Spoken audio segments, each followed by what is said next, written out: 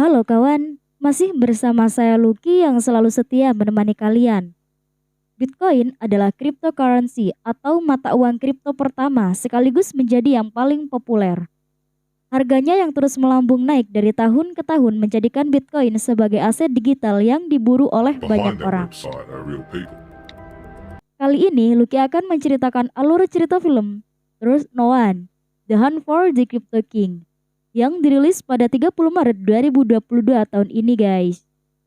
Film ini menceritakan kematian founder kripto yang meninggal secara misterius dan hilangnya uang investor sebanyak 250 juta dolar yang merugikan banyak investor.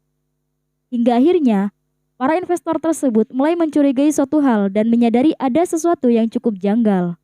Pastinya penasaran kan? Kayaknya seru nih. Akankah para investor dan tim hacker dapat mengungkap kejanggalan tersebut?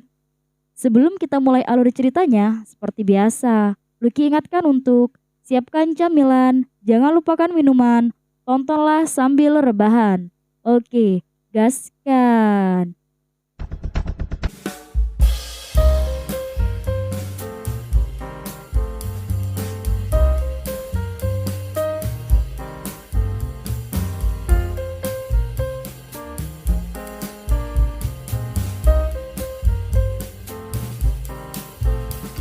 Pada awal film, kita diperlihatkan tanggapan dari para investor kripto yang mengalami kemewahan dalam hidupnya selama berinvestasi dalam kripto. Mereka semua mengenali sosok pria yang bernama Gary Carton, salah satu pria ramah yang suka menghibur.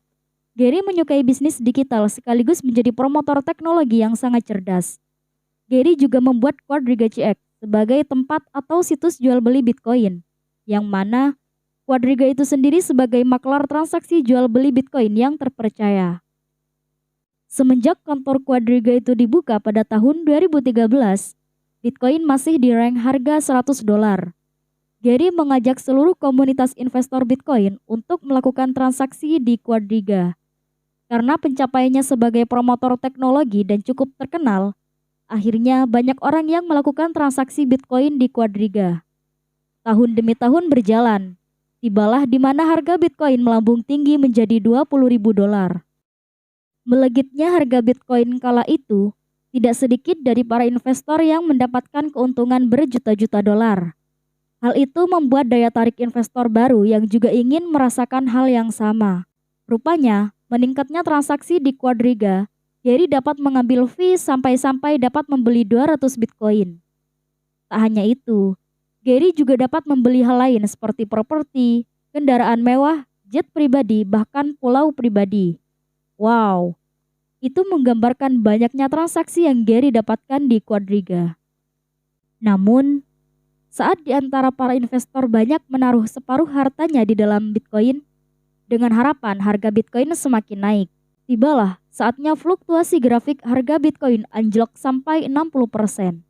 Hal tersebut menyebabkan para investor ingin menyelamatkan hartanya yang tersisa dengan cara menariknya ke dalam mata uang dolar. Semua transaksi, baik menjual ataupun membeli Bitcoin terpercaya pada masa itu adalah Quadriga CX. Akan tetapi, disinilah awal mula petaka itu dimulai. Semua transaksi, baik jual ataupun membeli Bitcoin di Quadriga pada kala itu, banyak yang mengalami trouble setelah mentransfer aset ataupun uang pada Quadriga.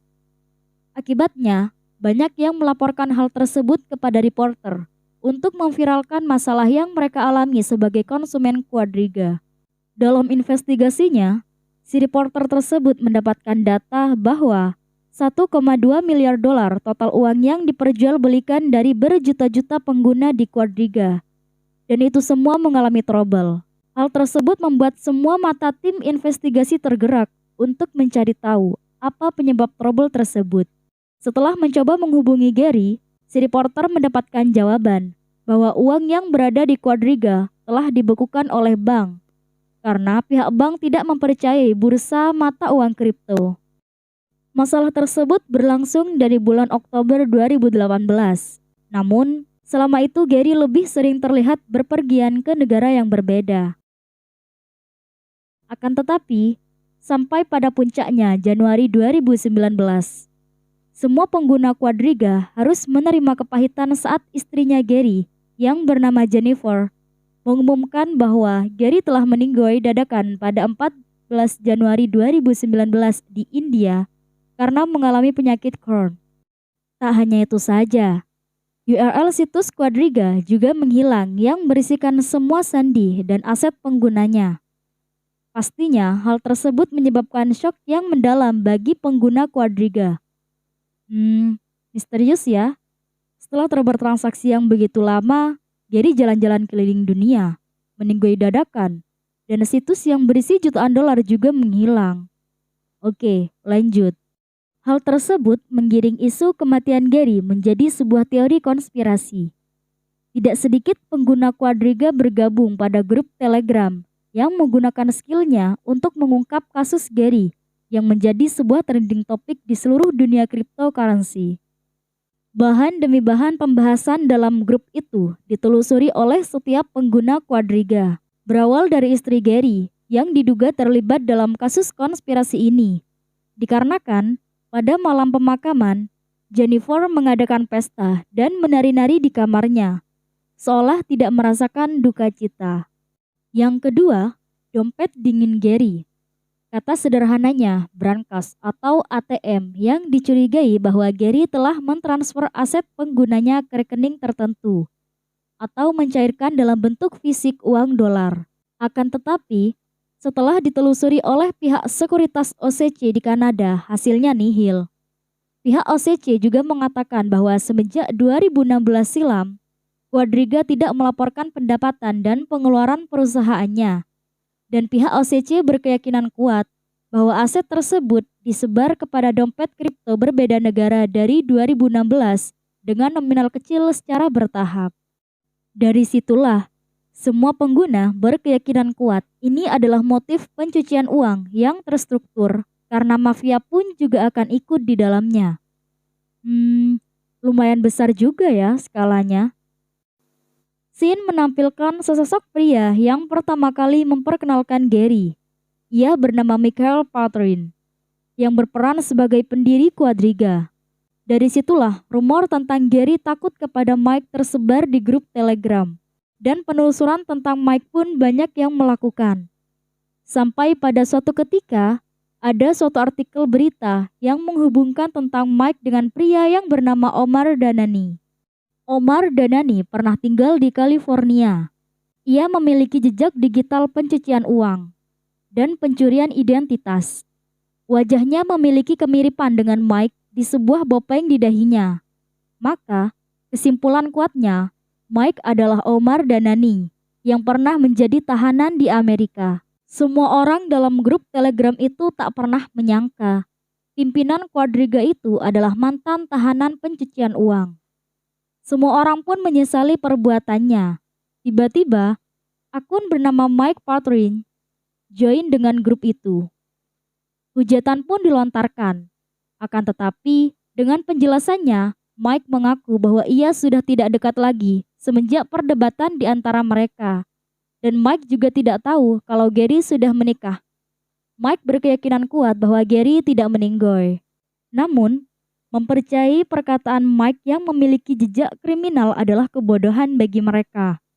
Salah satu anggota grup berusaha mencari sumber lain dan menemukan jejak Mike di situs StockGold berkedok investasi bodong juga.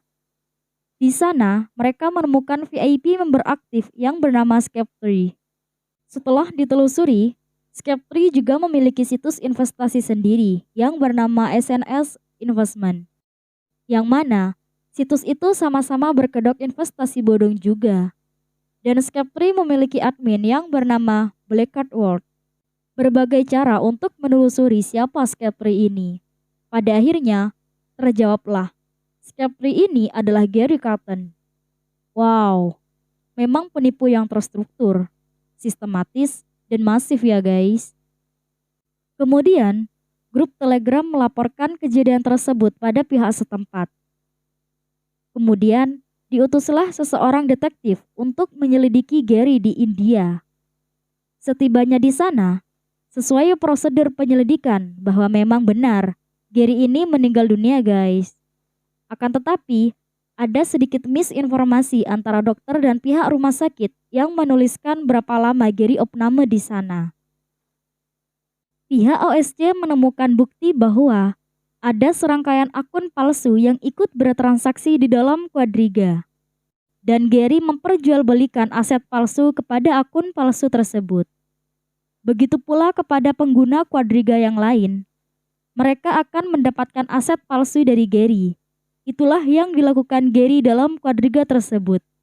Kemudian, Gary memindahkan asetnya yang asli ke berbagai macam platform di luar negeri untuk bertransaksi.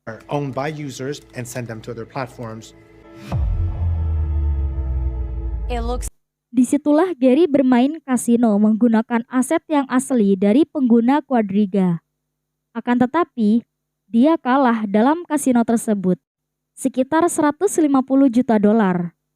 Mendengar penjelasan dari OSC, semua pengguna di grup Telegram menjadi syok. Seolah tak percaya bahwa mereka ditipu oleh pejudi kasino. Oh my god, benar-benar penipu kelas kakap ya. Kemudian, OSC mengatakan, disinilah kasus ini berubah menjadi skema Ponzi. Ketika ada yang ingin menarik uangnya, maka uang pengguna lainlah yang digunakan Gary untuk membayar. Hal itu dilakukan secara terus-menerus. Pada saat awal 2018, kondisi Bitcoin menurun drastis, sehingga para pengguna dengan beramai-ramai ingin menguangkan keuntungan mereka. Disinilah Quadriga mengalami kesulitan dalam memenuhi permintaan pengguna. Dan film pun... Udah. Loh, kok udah? Kan ini belum ketemu Gary-nya. Oke. Dan film pun tamat dengan ending yang membagongkan. Makasih sudah menonton video ini. Jangan lupa like, subscribe, dan share video ini ke teman-teman kalian. Jika ada request atau ide film lainnya, silahkan komentar di bawah video ini. Saya Lucky izin pamit. See you.